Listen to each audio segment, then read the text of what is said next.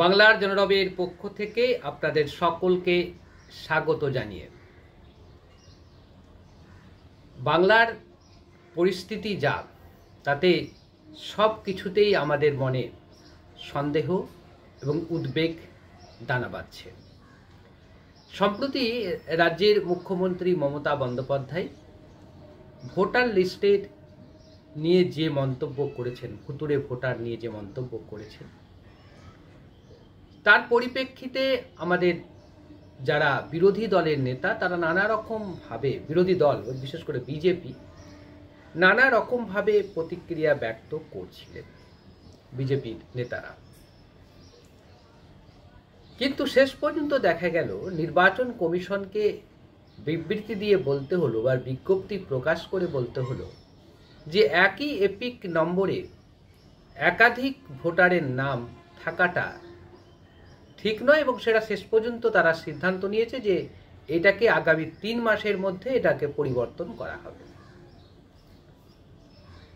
আসলে এই ঘটনাটাই আমাদের কাছে খুব আশ্চর্যের লাগছে, এবং আপনারা যদি একটু তলিয়ে দেখেন, একটু যদি নির্যাস খুঁজে দেখেন, তাহলে দেখবেন যে যাদের এপিক কার্ডের সঙ্গে আর গুজরাট, হরিয়ানা বা পাঞ্জাবের এপিক কার্ড মিলে যাচ্ছে, কোনো ব্যক্তির এপিক কার্ড মিলে যাচ্ছে বা এপিক নাম্বার এক হয়ে যাচ্ছে, সেগুলো সবই সীমান্তবর্তী এলাকায় তারা বাস করে। যেমন ধরুন রানীনগরের যে ছেলেটির কথা বলা হচ্ছে, যার এপিক নাম্বারের সঙ্গে হরিয়ানার এপিক নাম্বার মিলে যাচ্ছে। যেমন ধরুন গঙ্গারামপুরের তসলিম মিয়ার কথা যদি বলা যায়, তার এপিক কার্ডের সঙ্গে গুজরাটের এপিক কার্ড মিলে যাচ্ছে।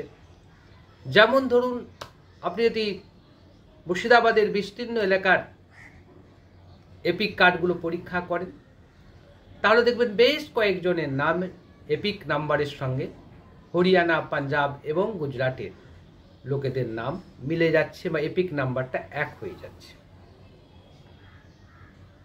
ভোটার আইডেন্টিটি কার্ডের নাম্বার এক হতে পারে না। নির্বাচন কমিশন যতই ছাক দিয়ে মাছ ঢাকার চেষ্টা করুক না কেন, এটা খুব স্পষ্টীকরণ করে বলা যেতে পারে এর মধ্যে কোথাও একটা দৃঢ় চক্রান্ত রয়েছে। কারণ যেখানে ব্যাংক অ্যাকাউন্ট এক হতে পারে না, যেখানে আধার কার্ড এক হতে পারে না, যেখানে কম্পিউটারাইজের যুগে কম্পিউটারের কোনো সংখ্যা আরেকটা সংখ্যার সঙ্গে এক হতে পারে না, সেখানে কিভাবে ভোটার এপিক কার্ড এক হতে পারে? এখানেই আমাদের ভাবাচ্ছে। এবং আমরা জানি না, আপনারা যদি একটু লক্ষ্য করে দেখেন তাহলে দেখবেন খুব স্পষ্ট করেই বলা যেতে পারে যে বেশিরভাগ এপিক নাম্বারগুলো মিলছে যারা, তারা হয় বাঙালি মুসলমান এবং সীমান্তবর্তী বসবাসরত বাঙালি মুসলমান ছেলে কিংবা মেয়ের নাম বা পুরুষ কিংবা মহিলার নাম। এই বিষয়টি খুব ভাবার বিষয় আছে।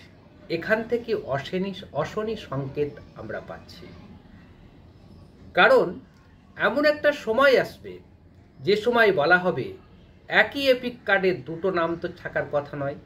তাহলে কি করে করেছে? পশ্চিমবাংলার মমতা ব্যানার্জির সরকারের লোকেরা এই 2 নম্বরিটা করেছে।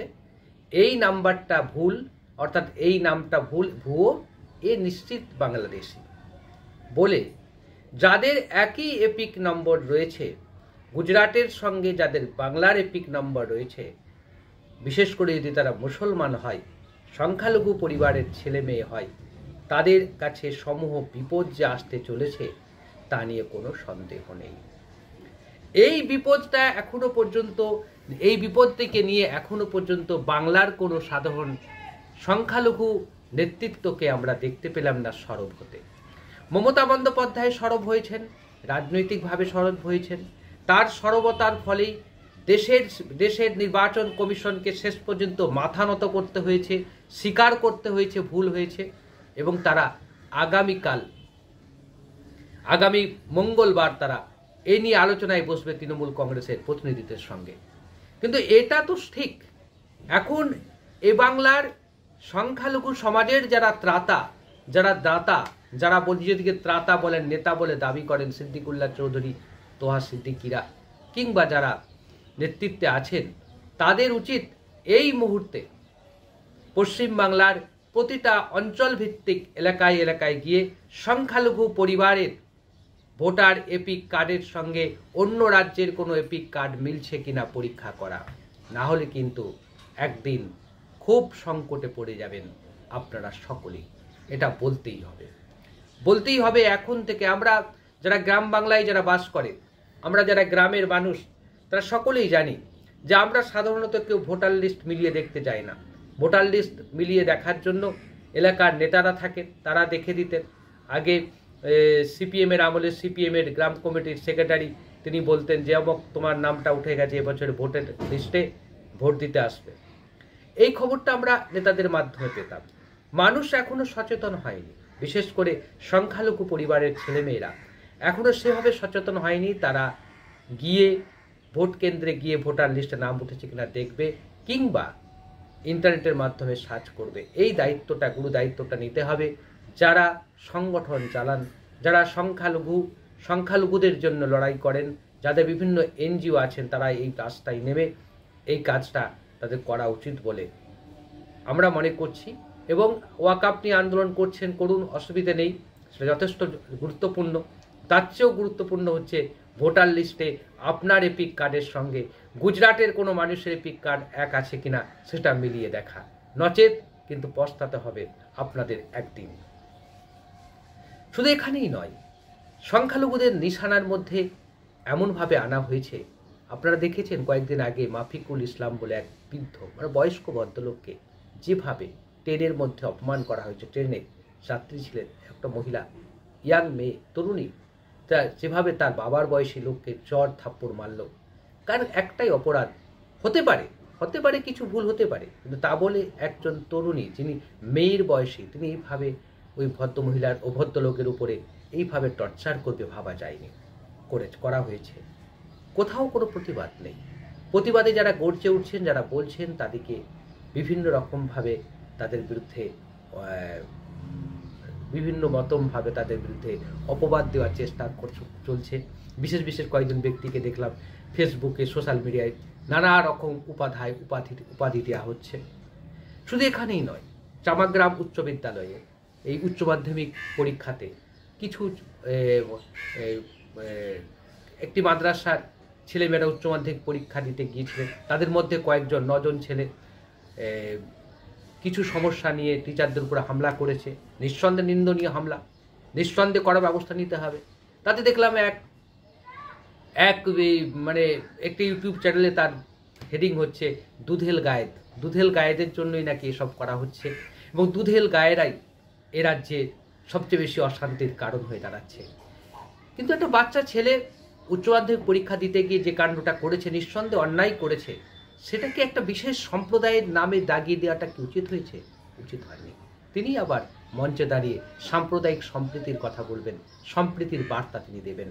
একটা সময় তার মুখ থেকেই আমরা শুনেছি যে মুসলমানরা বেশিরভাগই সবাই মৌলবাদী, অর্থাৎ মূল ধারার চিন্তা ভাবনা করে, তারা উদার হতে পারেনি। কিন্তু আমরা দেখেছি এখন বর্তমান সময়ে মুসলমানরা খানিকটা প্রগতিশীল হলেও যারা উগ্র হিন্দুত্ব, তারা অনেক বেশি প্রগতিশীলতার বাইরে চলে যাচ্ছে, প্রতিক্রিয়াশীল আচরণ করছে, যেটা আমাদের রাজ্যের পক্ষে কোনোভাবেই কাম্য নয়, আমাদের রাজ্যের স্থিতিশীলতার পক্ষে কাম্য নয়। সুতরাং এই অশনি সংকেত আগে থেকে যখন আপনারা পেয়েছেন, তখন আপনাদের প্রথম দায়িত্বটা হচ্ছে ভোটার লিস্টটাকে সঠিকভাবে পর্যালোচনা করা। ভোটার লিস্ট পর্যালোচনা করুন, না হলে কিন্তু অশনি সংকেত আপনার ঘরের দরজায় পৌঁছে যাবে, আপনার বাড়িতে পৌঁছে যাবে, আপনার ভিটে মাটি নিয়ে সমস্যা তৈরি হবে একদিন, আজও না হলেও 20 বছর পরেও হতে পারে, 10 বছর পরেও হতে পারে, সেটা মনে রাখবেন। এবং সবশেষে সম্প্রীতির স্বার্থে আওয়াজ তুলুন। যে কোনো বিষয় নিয়ে সোশ্যাল মিডিয়ায় অতিরিক্ত বাড়াবাড়ি কথাবার্তা বলবেন না, নীরব থাকুন। নীরবতাই সবচেয়ে বেশি বড় অস্ত্র হতে পারে বলে আমাদের মনে হয়েছে। আজ এই পর্যন্ত। আবারও দেখা হবে অন্য কোনো বিষয়।